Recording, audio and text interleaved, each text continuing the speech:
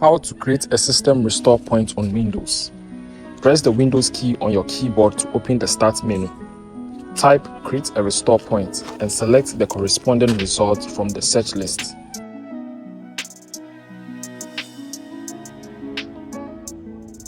In the System Properties window that appears, ensure you are on the System Protection tab. Under the Protection Settings section, select your system drive and click on the Create button. In the Create a Restore Point dialog box, type a descriptive name for your restore point. Click Create to proceed. Windows will start creating the restore point. This process may take a few moments. Once the restore point is created successfully, you will receive a confirmation message. Close the System Properties window.